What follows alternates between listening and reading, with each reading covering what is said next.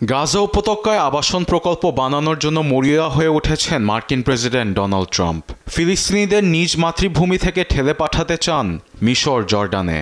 কিন্তু ট্রাম্পের পরিকল্পনার বিরোধিতা করে নতুন সমাধানের নকশা এঁকেছে কায়রো, যেখানে ফিলিস্তিনিদের রেখেই ধ্বংসস্তূপ থেকে ওঠানো হবে ঘরবাড়ি।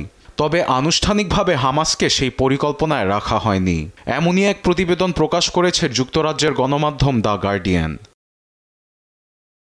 প্রতিবেদনে বলা হয়, ট্রাম্পের পরিকল্পনার বিকল্প হিসেবে নকশা তৈরি করেছে মিশর এবং ওয়ার্ল্ড ব্যাংক।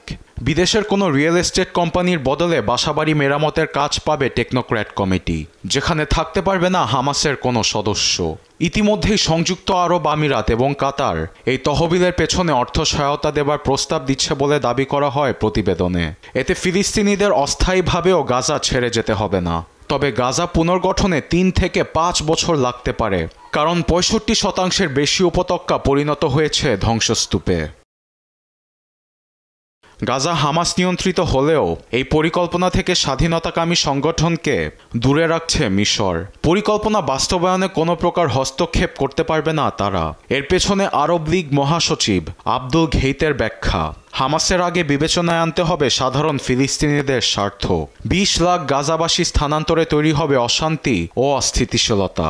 তাই এই সিদ্ধান্তকে স্বাগত জানান সংযুক্ত আরব আমিরাতের জ্যেষ্ঠ কূটনৈতিক পরামর্শক আনোয়ার গার্গাস। এমন পরিস্থিতিতে মিশরের পরিকল্পনার সমর্থন দেয়নি ফিলিস্তিনি কর্তৃপক্ষ পিএ।